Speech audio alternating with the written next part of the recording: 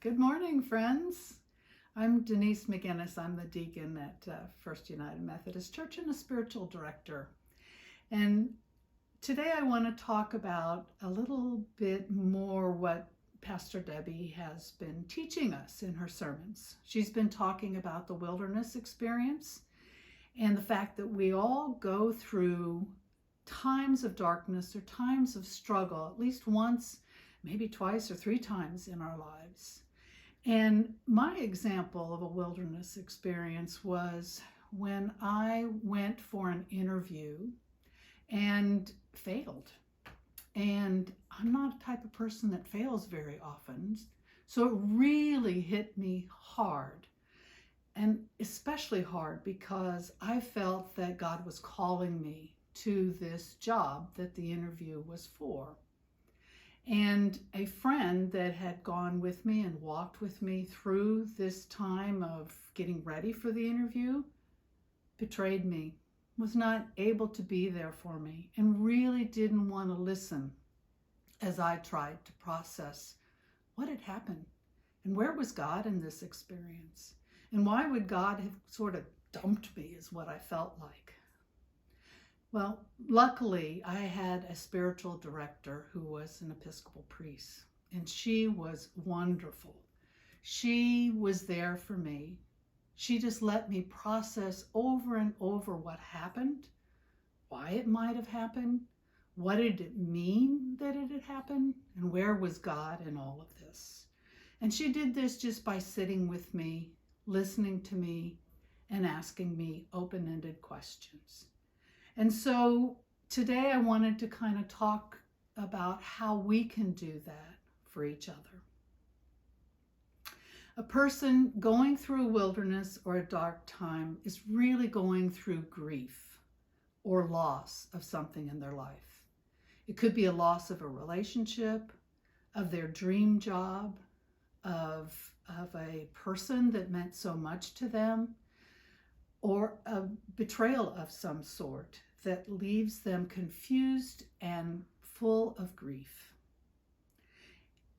The wilderness, or what we also call a dark night of the soul, is a time when the struggling person needs God with skin on, or an angel that walks beside them for a while.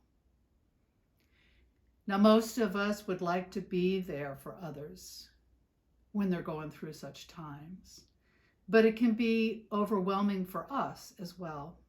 We may not know how to respond, or what we need to say, or how we need to interact with them, especially if we're not professionally trained. So here are some suggestions I have on how to respond that comes from my training as a psychologist or a spiritual director. First of all, be present. Be a good listener.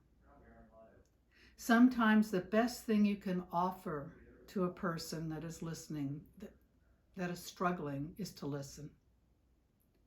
Assure the person that it's okay to talk about his or her feelings. And although you can't erase the person's pain, you can provide a great deal of comfort by just being there to listen. Give those who are struggling or in grief your undivided attention. If you're talking to them on a phone, make sure you go somewhere where you're not going to be interrupted. If you're in person, give them eye contact and head nods and body postures that's letting them know that you are really listening. Most of all, try to listen more and talk less.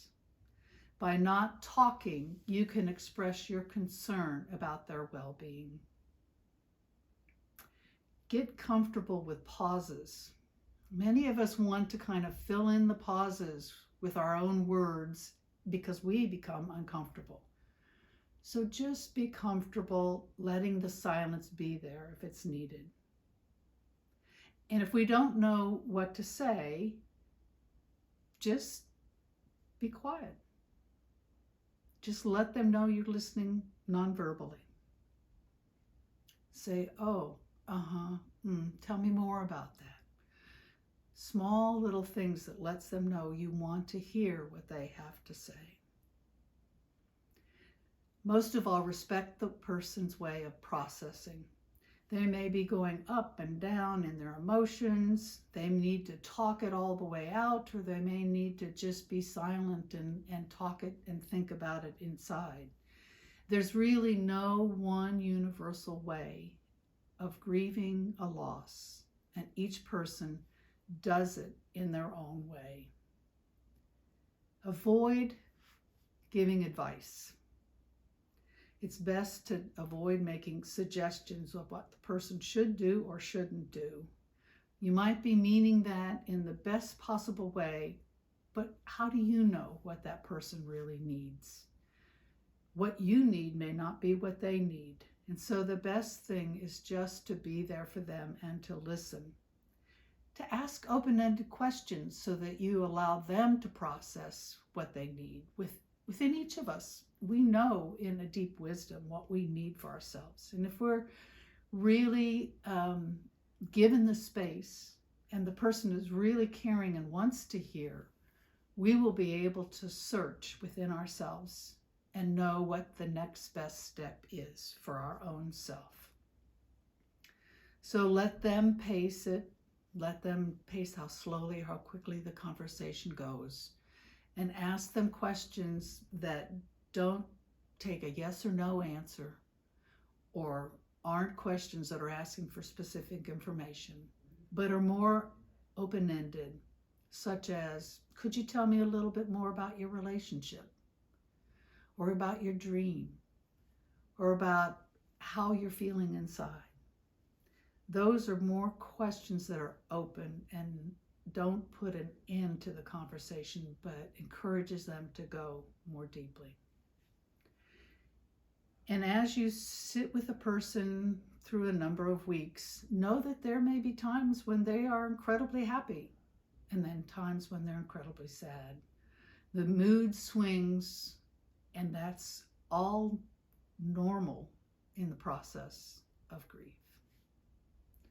So some of the things definitely not to say to someone who's lost a loved one are, you'll get through it. Just be strong. If it's for a divorce and they've lost a loved one in that way, don't say, what did you do to cause this? You should have been more invested in your relationship. Or he or she's never been right for you anyway. He was such an idiot. Don't say when someone has lost a loved one, she's in a better place. God must have wanted an angel. You're young, you can have another child. I know exactly how you feel. These things are not helpful at all, and in fact, put a stop to the person processing their own grief.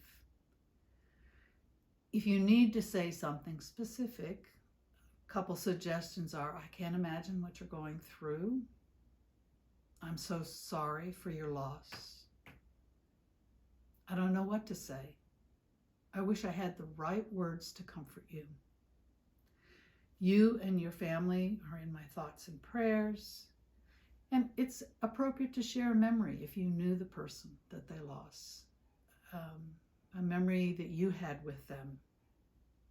And a hug, if that's appropriate in your relationship with them, is always helpful.